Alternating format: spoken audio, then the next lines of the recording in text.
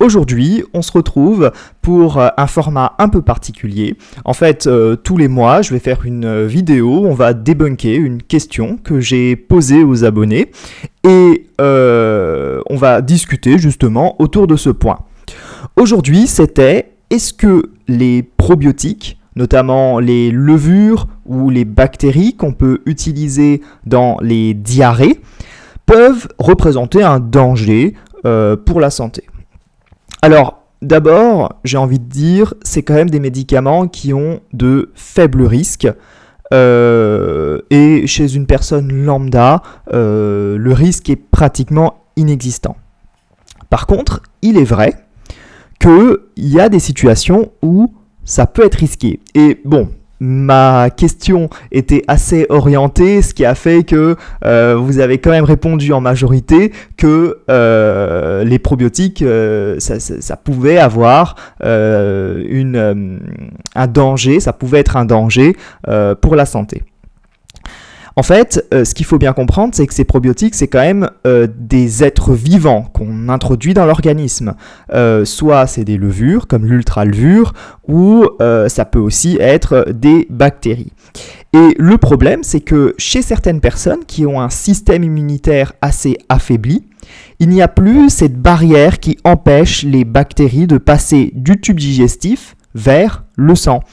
Et donc, chez par exemple quelqu'un qui a fait une chimiothérapie intensive, qui a déplété tous ses globules blancs, eh bien, il n'a plus les défenses suffisantes en fait pour empêcher les bactéries et les levures qu'on apporte en grande quantité au niveau de l'intestin de passer dans le sang et de créer ce qu'on appelle une septicémie. La septicémie, c'est quelque chose de grave, de gravissime, puisque ça peut entraîner donc une fièvre importante d'abord, et puis après, si ça se dissémine un peu partout, ça peut entraîner des défaillances multiviscérales et, dans le pire des cas, la mort.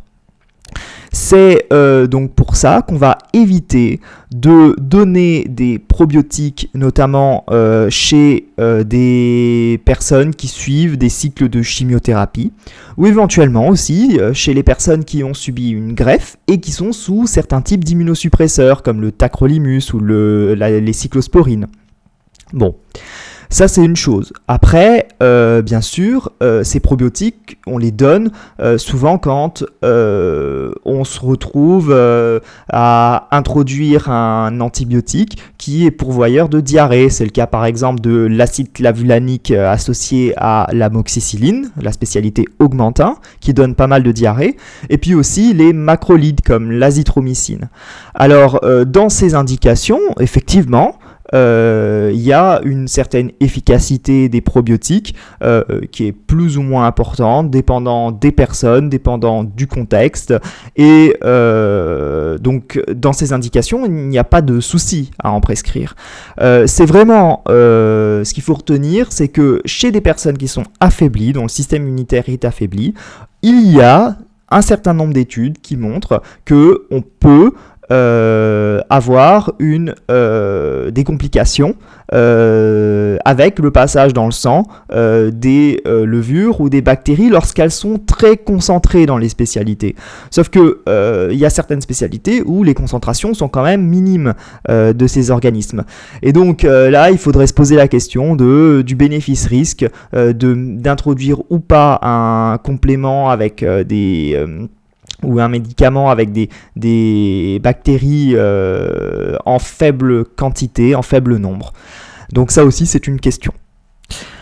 Dernière chose, et ça par contre, il faut le repérer, c'est que certains compléments alimentaires ont dans leur composition, outre tout ce qui est mentionné très clairement sur la boîte, entre guillemets, on peut retrouver parfois des bactéries ou des levures qui entrent avec tous les autres principes actifs, de la vitamine, des oligo-éléments.